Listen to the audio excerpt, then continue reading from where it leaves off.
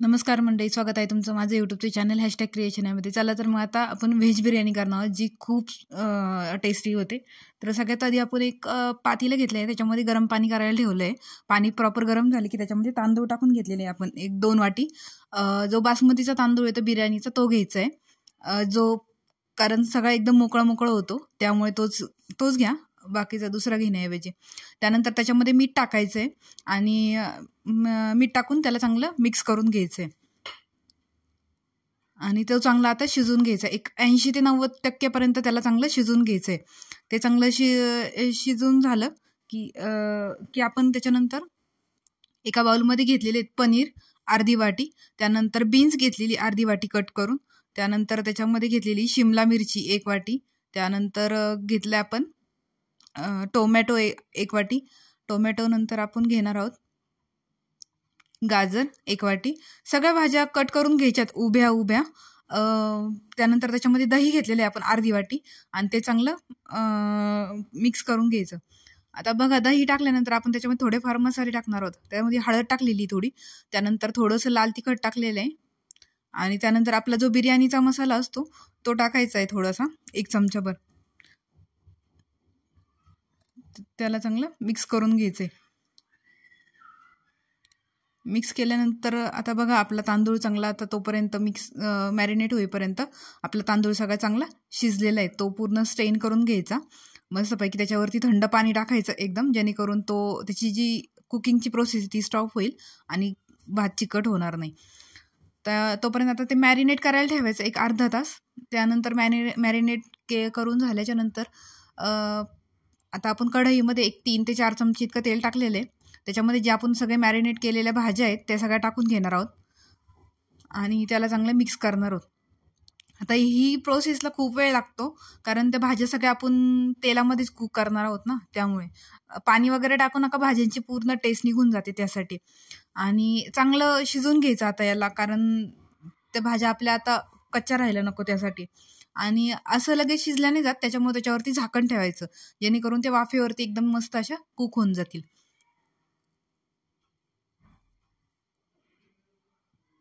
ह्या प्रोसेसला थोडासा वेळ लागतो, पण पाणी टाकू नका.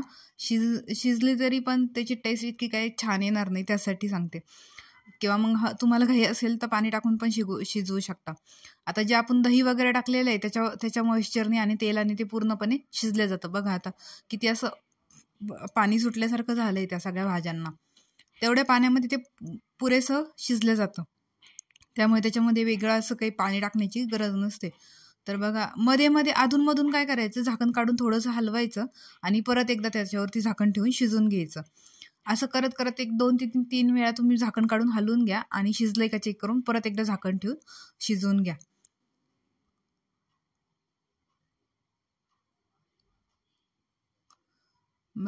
आणि आता ह्या प्रोसेसला थोडासा वेळ लागतो, पण करून घ्या पूर्ण प्रोसेस फॉलो. आणि त्यानंतर बघा, आता झाकण ठेवलं आहे मी परत चेक करून, आणि परत एकदा झाकण काढून परत एकदा आपण हलवून घेणार आहोत आणि परत एकदा झाकण ठेवणार आहोत. तर तोपर्यंत तुम्ही जर माझ्या चॅनलवरती नवीन असाल तर माझ्या चॅनलला प्लीज सबस्क्राईब करा, व्हिडिओजला लाईक करा, व्हिडिओजला कमेंट करा, शेअर करा. आणि ज्यावेळी तुम्ही सबस्क्राईब करता त्यावेळेस बेल आयकॉनही दाबून ठेवा, जेणेकरून ज्या वेळेस नवीन व्हिडिओ येईल त्या वेळेस तुम्हाला त्याची नोटिफिकेशन येईल. तर बघा, आता पूर्ण आपण त्याला हलवून घेतोय, तेल सुटल्यासारखं झालं आहे साईडनी सगळ्या भाज्यांना, आणि पुन्हा एकदा झाकून ठेवलं आहे. असं करत करतच पूर्ण आपल्या ज्या भाज्या आहेत त्या पूर्ण शिजवून घ्यायच्या पूर्ण. आणि आपण ज्यावेळेस भात वगैरे टाकणार आहोत त्याच्या आधी आपण चेक करून घ्यायचं की प्रॉपर शिजलं गेलं आहे की नाही ते. आता मी त्याच्यावरती पूर्ण प्लेट कसं कवर होईल, कढई कसं कवर होईल त्या मापामध्ये आता एक झाकण घेतलेली ताट घेतलेले,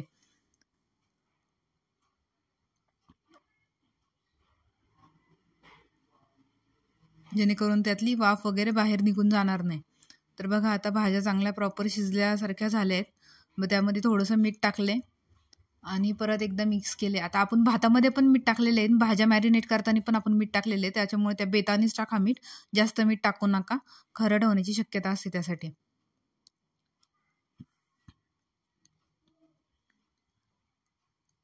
पूर्ण मिक्स करून घ्यायचं आणि परत एकदा झाकून घ्यायचं, ठेवायचं. बघा, आता भाज्या पूर्ण शिजलेल्या आहेत आपल्या एकदम प्रॉपर. तेल त्याचं सगळं साईडला झालेलं आहे आणि भाज्या पण पूर्ण शिजलेल्या आहेत.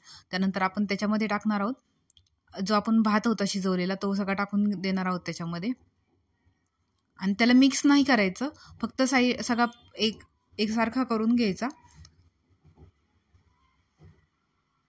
बघा आता मी पूर्ण पसरवून घेते आणि त्यानंतर आपण त्याला पसरवून त्याला मिक्स नाही करायचं, तो एक असंच ठेवायचं आणि त्याला वरतून ताट आपण कव्हर करणार आहोत. त्याच्यामुळे त्यातला जो वास असतो त्यांनी तो एकदम फ्लेवरफुल होऊन जातो नाही का भात, त्यासाठी.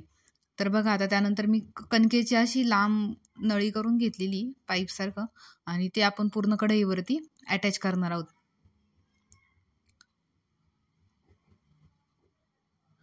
आणि त्यानंतर मग त्याच्यावरती भात त्यानंतर त्याच्यावरती आपण ताट ठेवून त्याला पूर्ण पॅक करून घेणार आहोत, जेणेकरून आपली जी वाफ आहे ती बाहेर जाणार नाही आणि जी वाफ आपली फ्लेवरफुल वाफ आहे ती पूर्ण भातामध्ये मुरून जाईल आणि एकदम टेस्टी असा आपला भात होईल. त्यासाठी बघा पूर्ण कढईला कव्हर करून घ्यायचं आणि त्यानंतर त्याच्यावरती झाकण ठेवायचं. त्यानंतर झाकण ठेवल्याच्या नंतर पण त्याला एक 10 ते 15 मिनटं पूर्ण एकदम बारीक गॅसवरती ठेवा. गॅस जर मोठा गेला तर आपला सगळा मसाला करपून जाण्याची शक्यता असते, त्यामुळं एकदम बारीक गॅसवरती त्याला पूर्ण चांगलं कुक करून घ्यायचं. बघा आता ताट किती परफेक्ट बसतंय, बघा आता एकदम फेस टू फेस बसतंय आणि त्याच्यातून वाफ पण काही बाहेर जात नाहीये. सो बघा बिर्याणी आपली तयार आहे. Thanks for